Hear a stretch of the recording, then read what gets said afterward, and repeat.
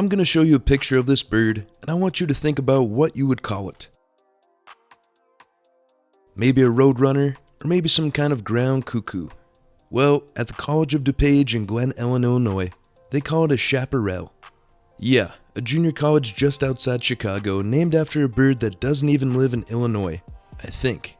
Now besides that random point I had to get off my chest, College of DuPage actually has something better than that nickname. Over the past 5 years, the college has built themselves up as a powerhouse in the world of JUCO football.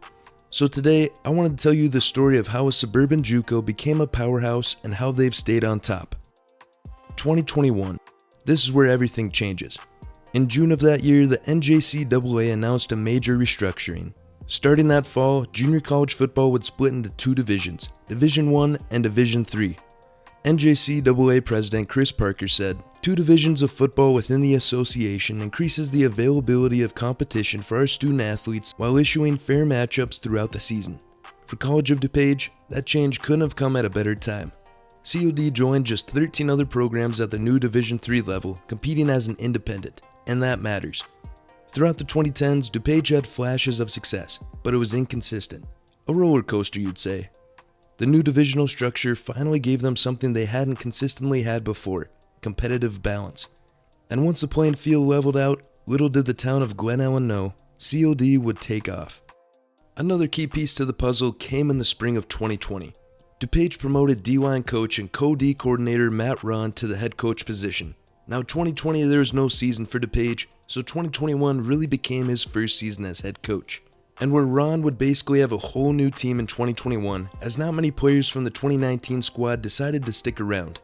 Nevertheless, College of DuPage football was ready for this new challenge, and with basically 2 years of preparation, they were ready to shock the JUCO world.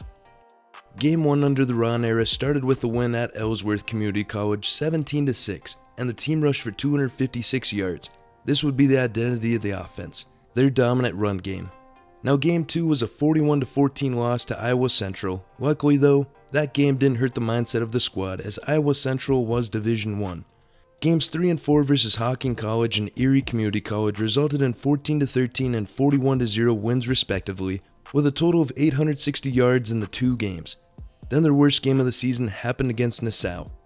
Just a sad 229 yards of total offense happened in this loss, but that loss would unknowingly take COD to a whole new level. Following that loss, DuPage went on to win 5 straight games, outscoring opponents 195-53. During the win streak as well, it steadily rose COD all the way to the number 1 ranking, and with no other regular season games left, this only meant one thing. Year 1 on the D3 level, and the College of DuPage were in the championship game.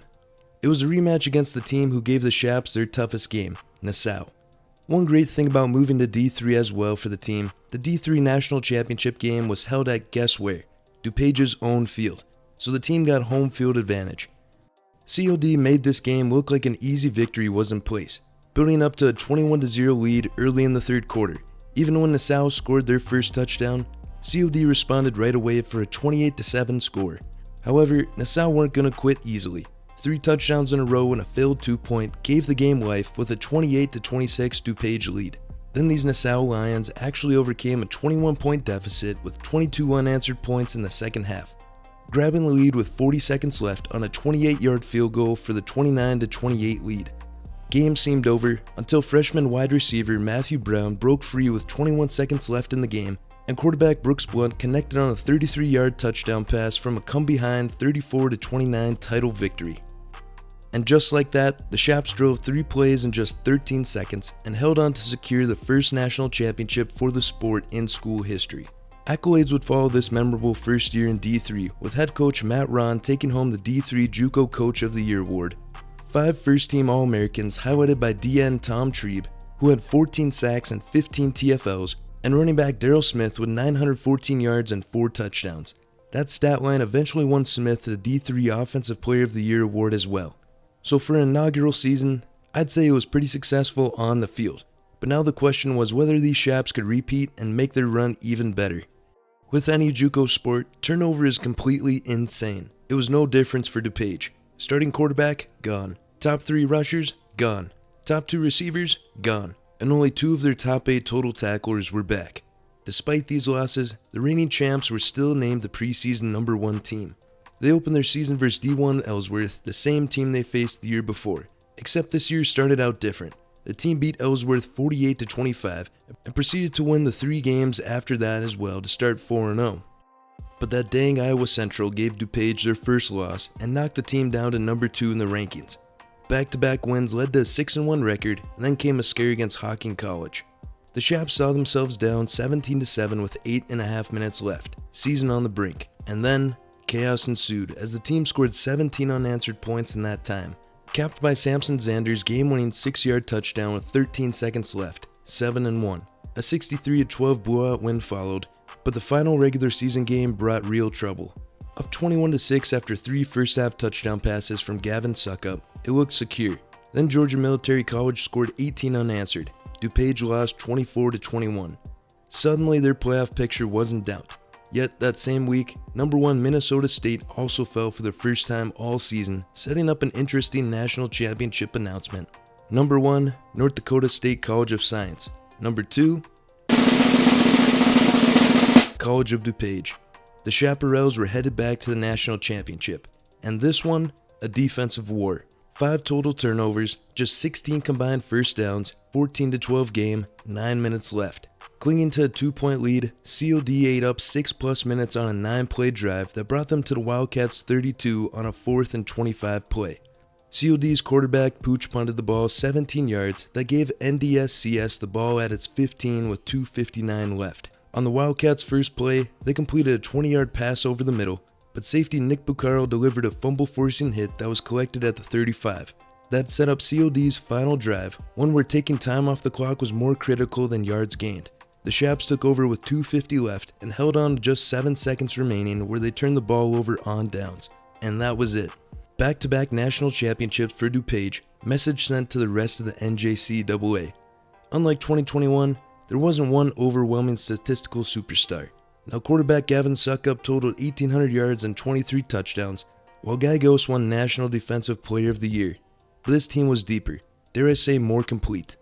DuPage averaged 440 yards per game, 36 points per game, and allowed just 14.2 points to opposing offenses.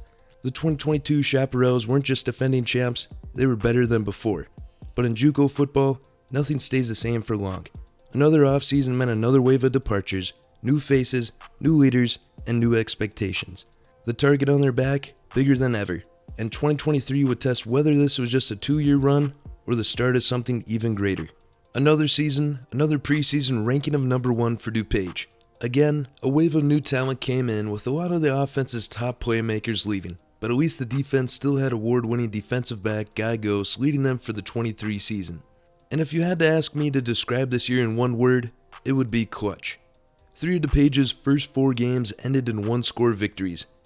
Against Ellsworth Week 1, tied at 10 apiece in the 4th, running back Jaden McGill rushed in from 10 yards out, giving the team a 17-10 win.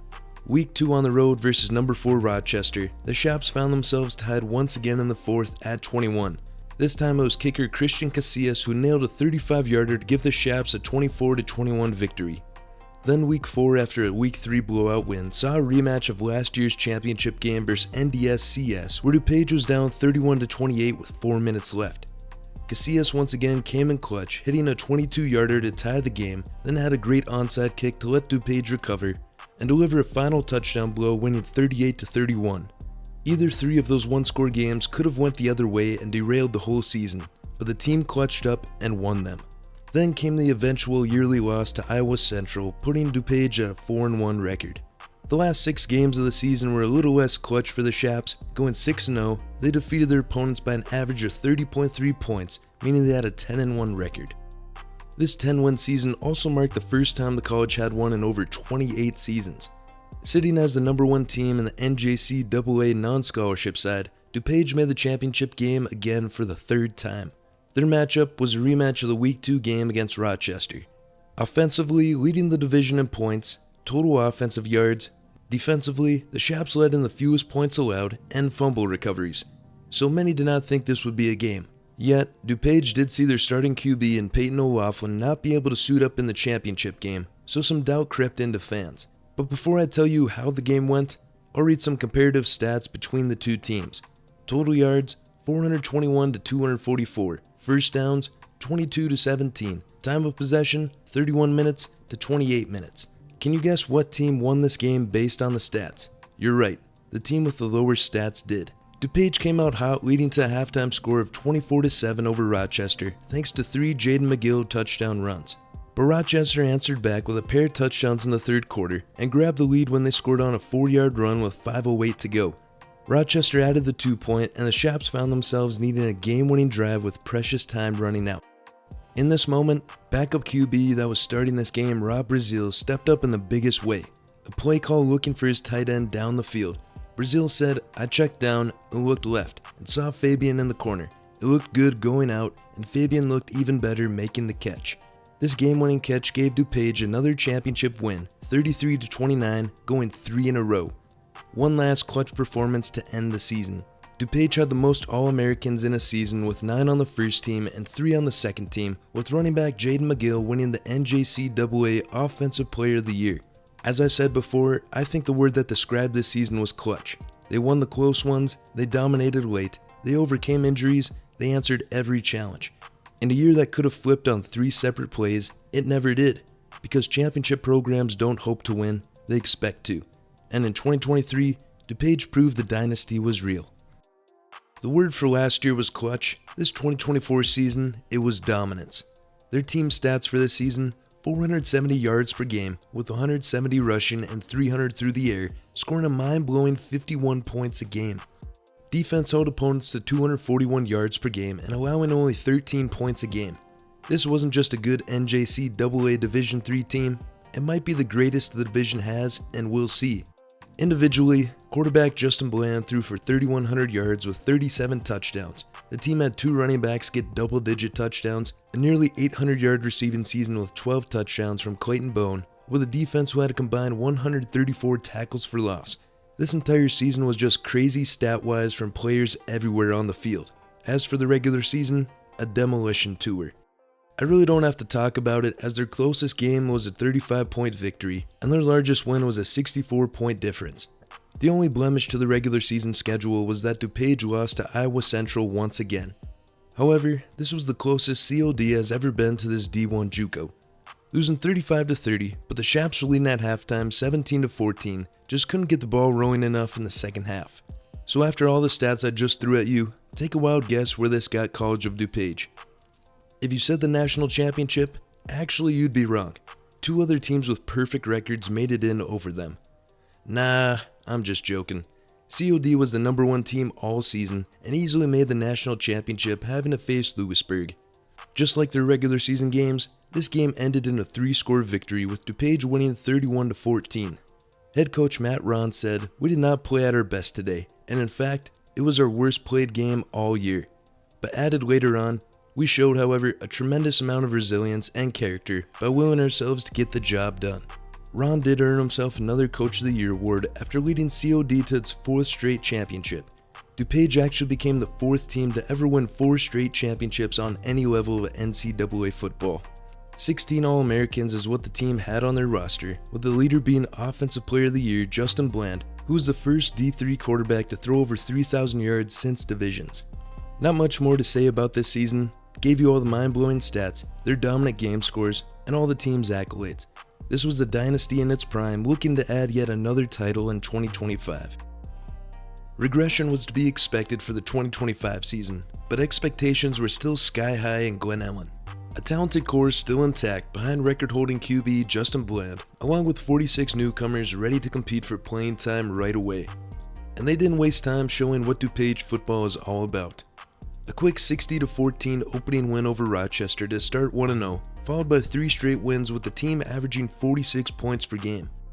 Slip-up number 1 came on the road week 5 against Monroe University. COD was down initially 17-3, but a 4th quarter touchdown made the game all tied up at 17. Monroe made a field goal with a little over 2 minutes to eventually secure the 20-17 victory. 66-22 blowout win was a great game to recoup after the loss. Then came slip-up number 2. That dang Iowa Central got the best of DuPage once again. Wasn't as close as the past season, with Iowa Central winning 49-13. Final 2 regular season games were wins for the Chaps, meaning the team sat at a record of 7-2. That record was good for the #1 ranking in D3, meaning, yes folks, another championship appearance for the College of DuPage. And another familiar opponent in the championship, my North Dakota State College of Science Wildcats. Unlike the championship in 2022 where it was a defensive battle, DuPage was able to score 36 points. NDSCS, only 13 points. So yes, this meant a record 5th straight national championship for COD. Only other team to do that on any level of college football was the early 2010 NDSU Bison. DuPage had now built up a standard that only few could dream of, going 5 for 5 on national championship runs. 11 All-Americans on the first and second teams. Sadly, not much eye-popping statistics like 2024. Justin Bland didn't have another historic year, but a man who did was Casey Bending, who recorded 13 sacks for DuPage, second most all-time in a season. But maybe that's what makes it even more impressive. They faced adversity, they took punches, they heard the doubts after 2 losses, and they still ended the season exactly where they seem to always be, on top. At the end of the day, what we've seen from College of DuPage football over these past 5 seasons can only be described as historic. It hasn't always been pretty, there were some losses, setbacks, and growing pains, but through every twist and turn, DuPage kept its standard high. A standard built not on a single season of statistics, but on culture, resilience, and excellence. If you wouldn't mind hitting the like button, the subscribe button, and hitting the bell notifications. Thank you.